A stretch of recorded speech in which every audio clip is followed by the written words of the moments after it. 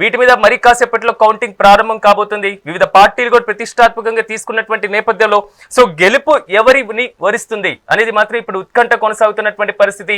స్థానిక సంస్థల పోలింగ్ బూత్ల వద్ద మరి ముఖ్యంగా ఏదైతే బ్యాలెట్ పేపర్ల వద్ద అభ్యర్థులు కూడా పోటీ చేసినటువంటి వారు కూడా అక్కడ ఉన్నటువంటి పరిస్థితి. తాజా అప్డేట్స్ మా ప్రతినిధి దేవేందర్ అందిస్తారు. దేవేందర్ చెప్పండి, అక్కడ పరిస్థితి ఏ విధంగా ఉంది? కౌంటింగ్ ప్రారంభమైందా? పూర్తి స్థాయి డీటెయిల్స్ ఏంటి?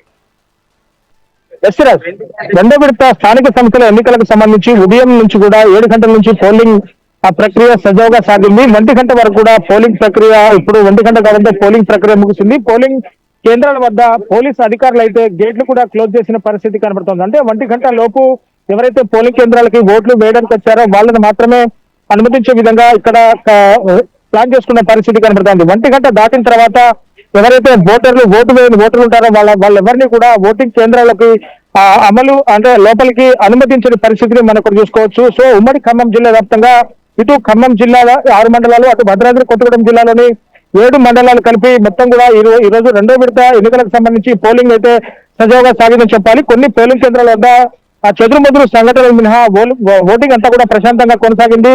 మరి ముఖ్యంగా ముదిగొండ పోలింగ్ కేంద్రంలో సిపిఎం కాంగ్రెస్ కార్యకర్తల మధ్య వాగ్వాదం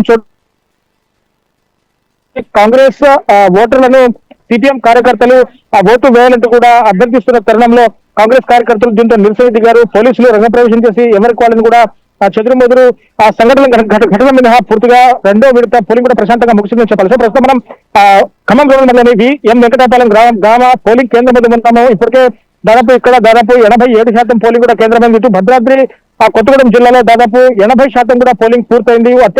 అత్యధికంగా అటు దమ్మపేట మండలంలో ఓటింగ్ నమోదైతే ఇటు పాల్వంచ మండలంలో కూడా దాదాపు 68% పోలింగ్ మాత్రమే నమోదైంది. ఇటు ఖమ్మం జిల్లా వ్యాప్తంగా చూసుకుంటే దాదాపు 87% వరకు కూడా ఆ పోలింగ్ నమోదైన పరిస్థితి కనబడుతోంది. అంటే కొన్ని చోట్ల చెదురుమదురు సంఘటనలు జరిగాయి. కార్యకర్తలు కొంతమంది అసహనం వ్యక్తం చేశారు. కొన్ని పోలింగ్ బూత్లలో అభ్యర్థులు నేరుగా ఎవరైతే సర్పంచ్ అభ్యర్థులుగా ఉన్నారో ఆ అభ్యర్థులు కూడా నేరుగా పోలింగ్ కేంద్రాల్లోకి వచ్చి ఆ ఓటర్లను ఓట్లు అభ్యర్థించడంతో వారిని పోలీసులు గుర్తించి వారిని పోలింగ్ కేంద్రాల నుంచి కూడా బయటికి పంపించేసిన పరిస్థితి మనం చూసుకోవచ్చు. మరి ముఖ్యంగా ఇప్పుడు మనమున్న ఎం వెంకటాపాలెం పోలింగ్ కేంద్రంలో అధికార కాంగ్రెస్ పార్టీ అభ్యర్థి కూడా పోలింగ్ నడుస్తున్న సమయం అంతా కూడా పోలింగ్ కేంద్రంలో నుండి పోలీసులు ఎన్నిసార్లు ఆమెని వారించినా కానీ ఆమె బయటికి వెళ్లకుండా పోలీసులతో కూడా వాగ్వాదం, పోలీసులు చేసేదేమి లేక ఊరుకుండిపోయిన పరిస్థితిని మనం కూడా చూసుకోవచ్చు. అంటే అధికార కాంగ్రెస్ పార్టీ ఎన్నికల అధికారులు కూడా ప్రలోభ పెట్టే పరిస్థితి కనబడుతుందని చెప్పేసి అటు సిపిఎం బీఆర్ఎస్ కార్యకర్తలు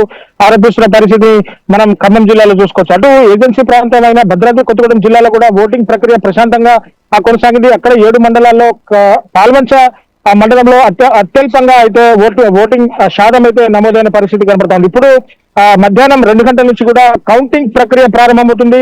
కౌంటింగ్ ప్రక్రియలో ఇప్పటి వరకు ఎవరైతే వార్డు స్థానాలకి, సర్పంచ్ స్థానాలకి ఓట్లు వేసిన బ్యాలెట్ బాక్సులు ఏవైతే ఉన్నాయో అవన్నీ కూడా అభ్యర్థుల సమక్షంలో ఒక కౌంటింగ్ రూమ్ లోకి తీస్తారు. ఇక్కడ 4 టేబుల్లు పెట్టి ముందు వార్డు స్థానాలకు ఓట్ల లెక్కింపు ఉంటుంది. తర్వాత సర్పంచ్ స్థానాలకి ఓట్ల లెక్కింపు ఉంటుంది. అంటే 1000 నుంచి 1200-1500 లోపు ఓట్లున్న గ్రామ పంచాయతీలో దాదాపు సాయంత్రం 5 గంటల వరకు కూడా ఫలితాలు వెలువడే అవకాశం ఉంది. మిగతా 2500 నుంచి 3500-4000 ఉన్న గ్రామ పంచాయతీలో కొంత కౌంటింగ్ ప్రక్రియ ఆలస్యమయ్యే పరిస్థితిని మనం చూసుకోవచ్చు. అంటే మొదటి విడత ఎన్నికల్లో కూడా దాదాపు 3500 నుంచి ఓట్లు ఎక్కువ ఉన్న ఏరియాలో కూడా రాత్రి దాదాపు 9-10 గంటల వరకు కూడా ఫలితాలు తెలియని పరిస్థితుల్లో ఈసారి మొదటి విడత ఎన్నికల ఎక్స్పీరియన్స్ కూడా దృష్టిలో ఉంచుకొని సెకండ్ విడత ఎవరైతే అధికారులు ఎదురున్న వాళ్ళందరూ కూడా పూర్తిగా ఎన్నికల అధికారులు కూడా పూర్తిగా గైడ్లైన్స్ ఇచ్చిన పరిస్థితి కనబడుతుంది. ఎట్టి పరిస్థితుల్లో కౌంటింగ్ ప్రక్రియలో ఆలస్యం జరగొద్దంటూ కూడా ఇప్పటికే అధికారులు ఎన్నికల విధుల్లో ఉన్న అధికారులకి సూచనలు జారీ చేసిన పరిస్థితిని మనం ఇటు ఉమ్మడి ఖమ్మం జిల్లా వ్యాప్తంగా చూసుకోవచ్చు. అయితే ఇక్కడ ఇటు ఖమ్మం జిల్లాలో క్షుద్ర పూజల కలకలం కూడా చోటు చేసుకుంది. కాంగ్రెస్ పార్టీ అభ్యర్థి ఓడిపోవాలంటూ కూడా బ్యాలెట్ పేపర్లు తీసుకొచ్చి బీఆర్ఎస్ కార్యకర్తలు క్షుద్ర పూజలు చేసి నిర్వహించిన పరిస్థితి కనబడుతుంది. అటు మేలకొండపల్లి మండలం అన్నాసాగరంలో ఎవరైతే ఇండిపెండెంట్ గా పోటీ చేస్తారో దామల నాగరాజు అనే వ్యక్తి కూడా నామినేషన్ వేసిన దగ్గర నుంచి ఆయన ఆసుపత్రిలో చేరారు. ఈ రోజు కరెక్ట్ గా వాళ్ళ గ్రామంలో ఓటింగ్ నడుస్తున్న క్రమంలో అతను ఆసుపత్రిలో బ్రెయిన్ డెడ్ అయ్యి చనిపోవడంతో ఆ ఓటింగ్ నడుస్తున్న క్రమంలో అతని పార్థివ దేహాన్ని కూడా ఆ ఊరికి తీసుకొచ్చి పెట్టారు. ఓట్లు వేసిన అనంతరం ఓటర్లంతా కూడా అతని పార్థివ దేహాన్ని చూడడానికి వెళ్ళిన పరిస్థితి. దాంతో ఆ గ్రామంలో పూర్తిగా విషాద ఛాయలు అనుకున్నాయని చెప్పాలి. సో ఉమ్మడి ఖమ్మం జిల్లా వ్యాప్తంగా ఉదయం 7 గంటల నుంచి కూడా పోలింగ్ ప్రశాంతంగా సాగింది.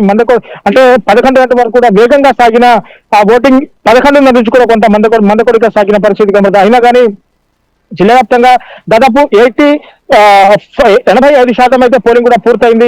మండలాల వారీగా దాదాపు 80 నుంచి 85% పోలింగ్ కూడా పూర్తయిన పరిస్థితి కనబడుతుంది. భద్రాద్రి జిల్లాలో కేవలం ఒక పాల్వంచ మండలం మినహా మిగతా అన్ని మండలాల్లో కూడా దాదాపు 83% పైనే పోలింగ్ అయితే నమోదైంది. మధ్యాహ్నం 2 గంటల నుంచి కౌంటింగ్ ప్రక్రియ ఉంటుంది. ఏ అభ్యర్థి గెలుస్తాడు, ఎవరు గెలుస్తారు, ఎవరనేది కూడా పూర్తిగా మనం వేచి చూడాల్సిన పరిస్థితి అయితే కనబడుతుంది సిరాజ్.